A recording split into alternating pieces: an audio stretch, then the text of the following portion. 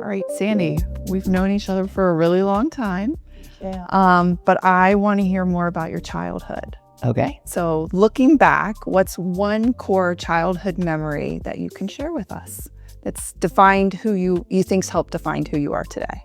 Well, it's interesting because I actually didn't realize it until I went to see Tony Robbins and Date with Destiny. He has you do this meditation, and he says that we all create beliefs about who we are and look for evidence of that, but it doesn't necessarily mean that that's true.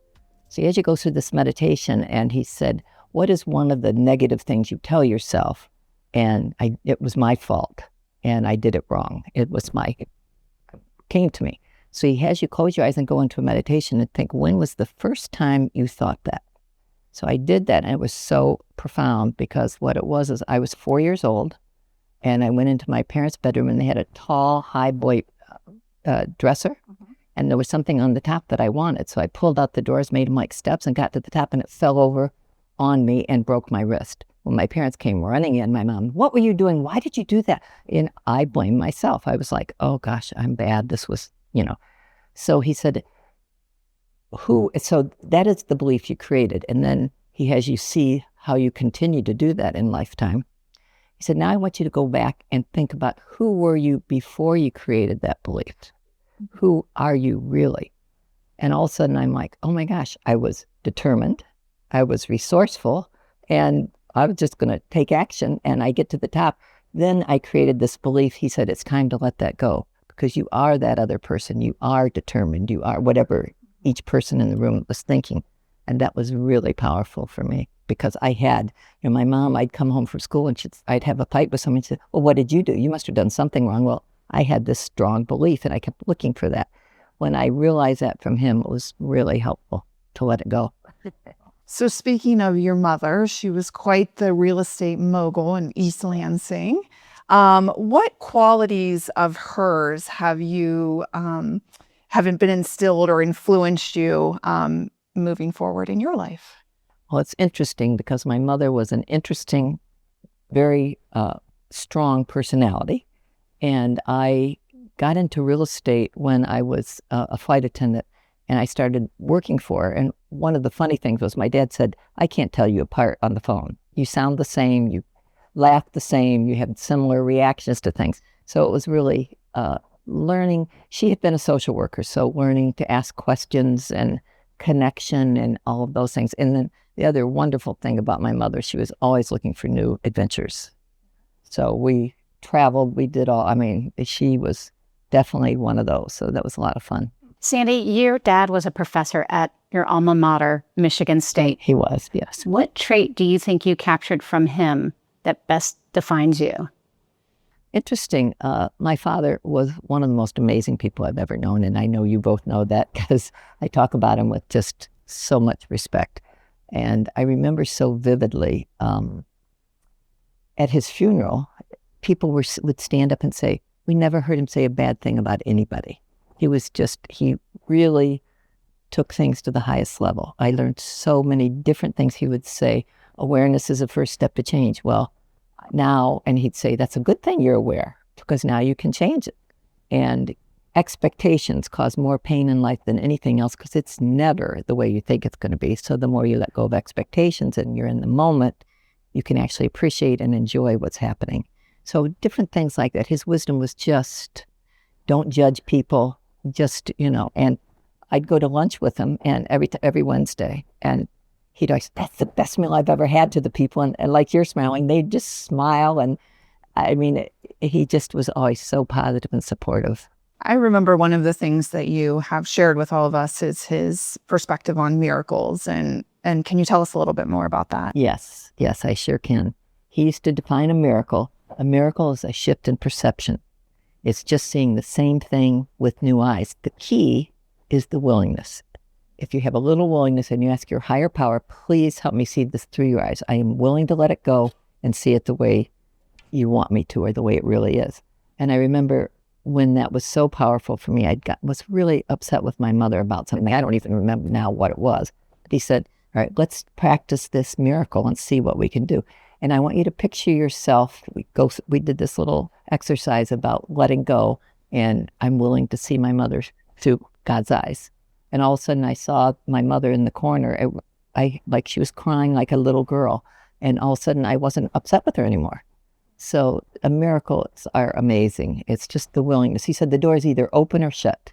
All it has to do is a little crack. The willingness will make the difference. That's where the miracle is. And then you would say we're spiritual companions helping each other see what we can't see for Yes. ourselves. So I think that was a perfect example of how Oh, yes. he helped you do that, which is really cool. Yes, I mean, if you ask somebody for advice, well, I don't need to, well, Sandy, you already know that. You've been doing this forever. No, he said, really, what we need to realize that we're really spiritual companions that help each other see what we can't always see for ourselves because we're hard on ourselves. So rather than judging ourselves or others, it's another way to do it. You were one of two. You were the youngest. You had a brother. And I'm just curious, what are some of the activities that you two enjoy doing together and kind of how your relationship has evolved to where it is today, where you're living in the same community together? Yes, he actually moved here to be closer to me with his partner. So that was really wonderful. I was thrilled when that happened. And Rick and I, when we were younger, he was very active. My mother actually had to have a leash on him because he was just gone. We'd go camping and I'd turn around, he was gone. My mom none of us knew where he was. He would just take off and explore. But as he got older, he with my brother, I mean, he was president of the National Honor Society. He was captain of the tennis team. He had really smart guy. And we both loved sports. So that was a lot of fun to do together. Michigan State, we're huge Spartan fans. So it's just a lot of that. And my brother is really brilliant. He really is. And he studies all day long everything about AI now. He can tell you anything you want to know. But it's just fun with him learning because he's always into new things and it's really fun. Really curious, it sounds like. And you mentioned earlier your mom was adventurous, and I know you've talked about your brother being adventurous Yes. and trying new things. So it's kind of, I think, seems to round out your childhood nicely, and you had some really special people in your life that helped develop you into the person that you are today, that we're all lucky enough to get to know. Oh, that's very sweet. Thank you. You were a flight attendant. You were an interior designer. You made jewelry. You were an athlete. You were a teacher. What finally drew you to real estate? Well, when I got out of college, I student taught in Fort Lauderdale, and then I was offered a teaching job. So I taught there for a while and absolutely loved it. I was in an inner city school, and the kids looked at me like, who are you and what are you doing here? And I felt the same the first day. But I had them have teams, and of course the captains were popular, and I would give them points, and I'd have a team of the week, and all of a sudden, and they would cheer for each other. I started a track team, and we never lost a track meet, so it was very rewarding, and to see what it did for their self-esteem was just incredible. So then I started a volleyball team. We didn't lose a volleyball match either. And then for spring break, I went to Atlanta to visit my girlfriends from college, and I was having so much fun seeing everybody. I went into the personnel department in DeKalb County and said, could I get an application? I would like to apply for a teaching job. And she said, well, what do you? And I said, well, I was a physical education. And she said, did you do some sports? Yeah, I said, I was a gymnast at Michigan State. And the head of personnel walked out and he said, I'll talk to you right now.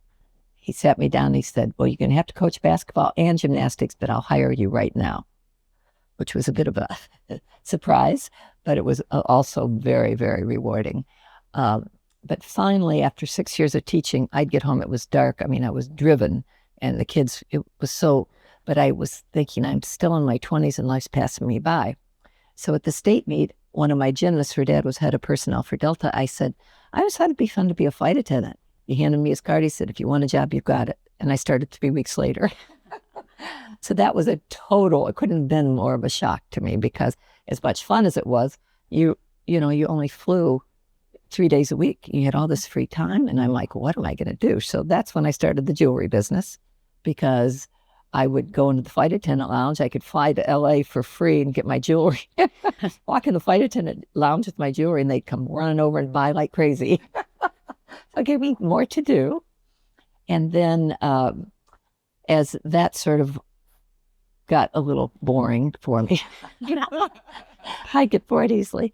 My mom said, "Why don't you come sell real estate for me? You've got all this free time." And she had started at 50, and when real estate was really male dominated, started her own team and then her own company. Even at 76, she was Businesswoman of the Year. So she was a good role model.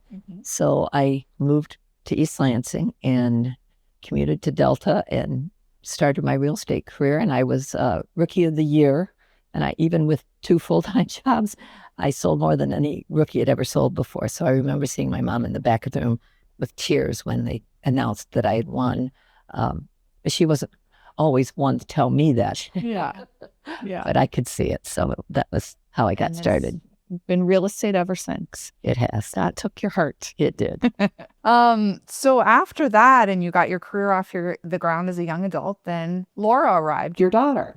How did you step into a life where all of a sudden now you're balancing a baby and a career and clients and family? What did that look like for you? Well, when Laura was born, she was born in East Lansing. My parents lived there, and I had grown up going to high school there. So I had lots of support. And so that worked out really well. Good way to start. And I built my business on open houses. And I was determined. I made a decision. I was going to sell a house to someone I met at every open house. And I did that. So I thought, well, I'll just do 2. So that sort of started it. But at the same time, I was loving being a mother. I had a darling little girl that challenged me, and it was fun. Great. So Sandy, how did you meet Ron, your husband? Well, that's funny. So I was living in East Lansing, and Ron had got his PhD from my father, and they were like this. Ron would go and stay with him every year and all of that.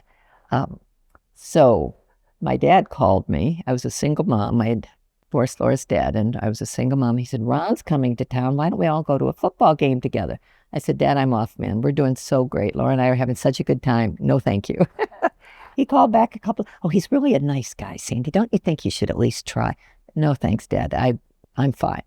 Well, in the meantime, Laura and I were invited to a tailgate because it was a football game at Michigan State. And I had this little trailer bike where it was kind of like She would ride with you. She'd be right behind the bike. So we take that over and we go past, we're going to the tailgate, and we pass my parents who's sitting at a table with Ron. So we just wave. I kept going. I wasn't going to stop. And we get to the tailgate and someone says, "I got 2 extra tickets. Anybody want to go to the game?" Laura goes, "Mommy, yes, let's go to the game. All right." We ended up in the same section that Ron and my parents were in. And at halftime, Laura was sitting on Ron's lap with his camera around her neck. I'm like, "Oh boy, this is crazy." And that night was a volleyball game, and Laura wanted to go meet the volleyball players. So Ron went with us, and he stood in line, and she got everybody's autograph. So the next morning, my dad calls and said, "I'll come and watch Laura, and you can go for a walk with Ron." So my dad was really happy about this. My mom, not so much. So Ron and I go for a walk, and I'm like, "Well, I do actually like this guy. This is crazy." And so that's when it started. So how did you know Ron was the special one? It's interesting.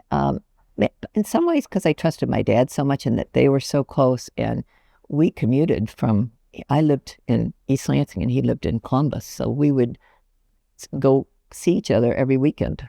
So on the weekends that Laura was with her dad, then I'd come down here and then he'd come up there. So we talked, adventure. It was an adventure, and we talked all the time, every day on the phone. So it was just, I think and that was quite an experience.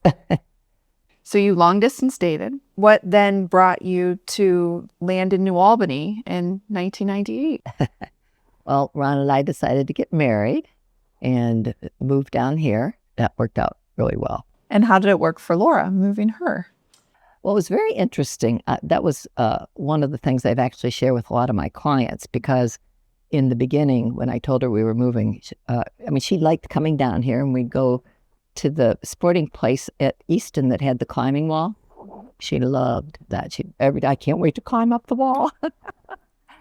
But she started acting out, and we went to a therapist to talk to her about it. She said, "What happens with kids is they grieve differently than we do. They go deep into it but they'll get past it fast. So most parents want to play cheerleader, say, oh, you're going to make all these friends, you're going to love it, which is what I'd been doing, and it wasn't working. So she said, what I want you to do this time when she gets upset and is acting out, say, this is really hard. Say everything you think she's thinking and feeling. So I said, Laura, this is really hard. You're leaving your dad and my parents and all your friends. And she starts crying. I'm just dying inside. She said, I know, Mommy, blah, blah, blah. And I'm like, oh my gosh, this is, but we did quite a bit of this. And that night I always read her a bedtime story. We're lying in bed and I'm reading it to her. And I said, Laura, I said, Mommy's leaving all her friends here too. She puts her arm around me. She goes, it's okay, Mommy. You'll make new friends. You'll see. And here we are. And your here new we friend. are. I know. It was it's true. I mean, it was crazy. So and after that, she was fine. She really moved past it quickly. All right. So when and how did you come across this fine young lady? Well, that was crazy. And people thought, I think the funny thing is I started real estate in 84 and we didn't have cell phones. No one had an assistant, but I was a flight attendant and a realtor, and I would be in the air or gone to another city, and I'd get off and have to go to a payphone to contact and negotiate contracts. And I'd have nightmares at night that I'd go back and the plane would be gone. It's like, so then I moved here, and nobody had assistants here, but I knew I needed one because I was still flying as well. So the sales manager at New Albany Realty, where I was working at the time, said, well, I've got someone I think would be a really good fit for you. And she said, Stephanie. She was 18. I'm thinking, oh, no, in this affluent community, she's so young. That's too young. But I interviewed her and I liked her very much. And the next day she calls and leaves a message. I know I'm young, Sandy, but I'm a really hard worker. I hope you'll really think about hiring me. I'm like, wow, I like this follow-up. And then she calls back again the next day and says, I really, really want to work with you. And I think it'd be a great situation for us. And so I thought, there's nothing, probably one of the things I need the most support with is follow through. And she had that in spades. So here I hired her at 18, best decision ever. I always said she was an angel sent to me by above. So you always navigate challenges. And as we've talked about, you've been through a lot of things, but Laura's elevator accident that she was in December of 99 was probably the best example of navigating a difficult challenge. What decisions and choices did you make in your life after that happened because of what your family endured to make a life change or spend more time together? What did that look like after Laura's accident when you have a business to run and a family to take care of and a daughter who needs you? What did that look like during that time for you? Well, it was overwhelming for sure. I didn't leave the hospital for over 2 weeks at all after our accident. And you were running the business and you should be working with it. You were 19 by then, I think. Yeah. Almost 19. Yeah, moving right on up there. You ran everything for 3 months. I didn't even go into the office. And I remember so vividly at the hospital, sitting there talking to her about we're going to go home soon and things are going to be different now. And I said, Mommy's not going to work so hard. I'm going to be there every day when you get off the bus. And she looked at me and said, why did you do that, Mommy? And it was like somebody put a knife through me. It was like, oh my gosh. And I made my mind up right then. I was going to actually do that. I would be there when she got off the bus. And it was just, that miracle, shift in perception. I'm like, okay, I need to be here for her. And we still were able to do, I just changed miracles, a shift in perception. I saw it differently and it really did make a difference. Yeah. And time management, right? You figure it out. And that's the joy of real estate. There is some flexibility and it allows you to perfect career. Yeah, spend the time that you need to with your daughter. So thank you. So you could have been really successful on your own. What inspired you to build a team?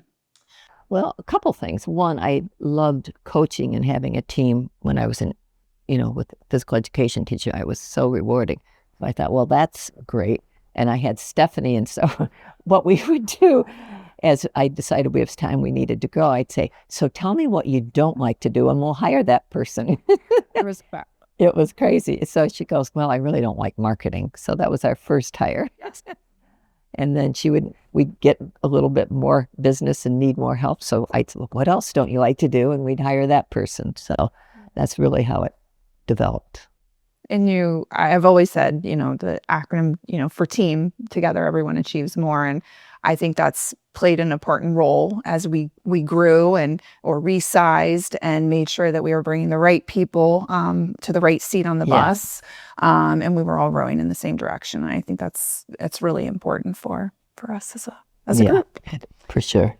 Well, we can't talk about you without mentioning astrology. We know that it's one of your favorite things. Why is it so important to you in your life?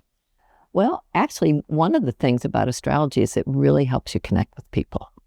Because when you start saying, when I do someone's chart and I start talking to them, they look at me like I know all this about them, whether it's right or not. I don't. I have no idea if what I'm saying is accurate. But to look on their face like, wow, how do you know that? Oh, yeah, that does sound like me. And they feel very, I just love saying that to my dad. Like, well, who would do that? Because I knew nothing about it. And the next thing I know, he knew about someone out in California. Zebra Dobbins was her name. She was anthropology undergrad, PhD, clinical psychologist, Phi Beta Kappa, brilliant woman. And he brought her into East Lansing, and she stayed with us and taught my mother and I astrology for 5 days. One of the best things she said, astrology is an exact science. That chart is like a piece of sheet music. And if you sit down and you sit down, it could sound totally different because the gift is the art of interpretation. But the chart itself is science. So it's learning how to adapt to that. And so what I love about astrology is you learn where there's some issues they might have and then where their strength is. And when you say it to them, they just kind of, well, how do you know that? Oh, wow, that really is me. And or where there's might be a challenge, then you can bring that up too. I think we're a good example of that. We're both Leos, right? That's and for we sure. couldn't be more different. Yes. So even though we have the same astrological sign, when you dig into the charts and the you have suns to look at and the the moon. moons and Right. all those things that I've kind of learned, Well, Stephanie has Virgo, so Virgos want every little detail. I have my moon in Aries, and it's like the world that where can I go next? I've got, so those two complement each other because you need both qualities, which is why astrology is so fascinating. It's because you can see where you're going to be able to depend on each other and where you might need to support each other. We were lucky enough to hire Carla and bring her on board shortly after I joined. And we've had a lot of fun since and a lot of success. What makes Carla such an exceptional business partner in your eyes? Oh my gosh, so many things. So many. The integrity, the absolutely, both of you, the C personalities, follow through. I know that when I talk to you, I don't have to think about it again, that it's going to get done and it's going to get it done right. We both have very high standards, what we all three do. So we know we can trust each other. And I remember Lou Holt saying, if you don't have trust in a relationship, you have nothing. But when you have as much as I feel we have, it couldn't be any better. Trust is the key. And I totally trust both of you, which I'm really blessed to have that. Yeah, thanks.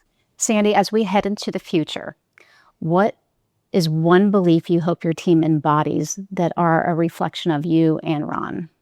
The ability to connect, that sense of connection with people. And one of the things I just learned this year, which I thought was really good, is when you're talking to someone, just look at them and try and figure out what color their eyes are. And then do that with her right now. But it's interesting when I do that with a group, they go like, oh, wow, that is really cool. So I even do that sometimes at Kroger at the checkout. Look at them and they're like, what's your name? And they just light up. And the people love that. And particularly now, everything's so hectic. Doing that really makes you stand up. People really feel it and it makes you feel good. I always feel so good. I walk out of the grocery store and they, oh, thank you so much. I even had a waitress once when I was out to dinner and I started talking to her about mindset and being connection and all of that because she was being hard on herself. And she wrote a note on the receipt. She said, thank you so much for sharing. She said, I will remember this for the rest of my life.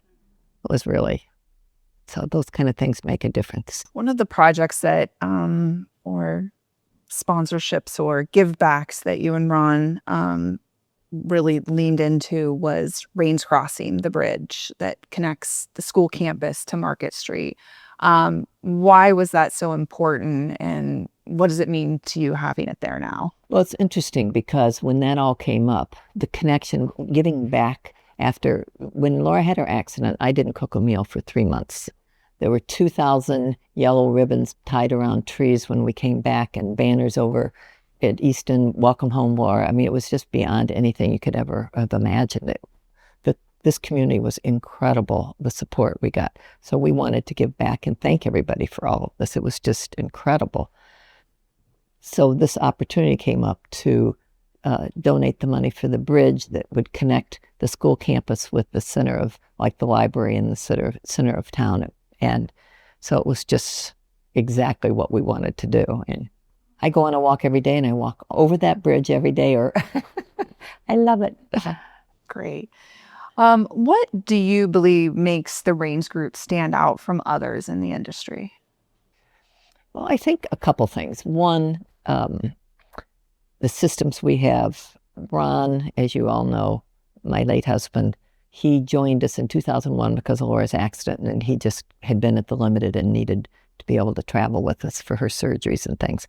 So he joined us, and his background was leadership development and HR. So we came up with job descriptions and systems for everything. And then we coached with Bob and learned a lot that way too. So we really set this up in a different way than most people. And I'd been in real estate for a while, so I knew what needed to be done. And we got it done. One of the things I love most about being at the Rains Group is our ability to celebrate together. We have lots of milestones that our team hit and goals that we reach, and it's always fun to come together as a group and celebrate. I also think the relationships that get created are long-term, and whether someone stays and it's a great long-term fit, or they decide to go somewhere else, the relationship is always maintained, and we have a really great level of respect for our colleagues in the industry, which is awesome.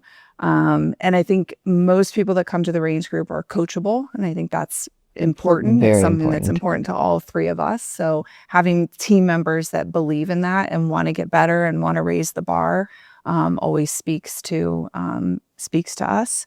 And we have a really talented group that we are working with right now that I really enjoy being around every single day. Yeah, it's great. It really, the support everybody gives each other, and the realizing that we're all working together. We'd go on a shopping trip twice a year if we make our 6-month goal. And I remember one year, it was December 31st, and we had to have one more closing, and they stayed late to make sure, and we made it right to the penny. And everybody's cheering for New Year's Eve that we get to go shopping. So that was fun, yeah.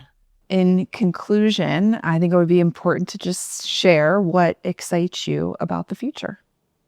Well, that's a good question. What excites me about the future is watching like the new people we hire develop and grow, and giving back, sharing my knowledge with people like that. They seem so appreciative. It feels really good. You know, kind of like my coaching with sports. It's like coaching in real estate. Just little things that help them be successful really feels good. What excites you most? I was going to ask you the same question.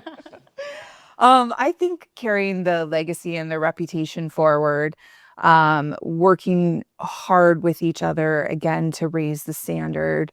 I think integrity is always super important. Growth, I think we want to right size. It's not about having a really big brokerage. It's about having the right people. It's finding the right size. And then developing each of the team members, both personally and professionally, and being part of that journey is what excites me the most. How about you? Well, interesting enough, the three of us all align on mentoring the new agents that are there, or even the agents that are already established in the business and then come join our team. It's so fun watching them implement the things that you share with them to help them grow their skills. And then the exciting piece is the end result, watching their business grow and being able to do things they never thought they could ever achieve. So we are basically all on the same page with regard to that. That really is another thing I think is wonderful.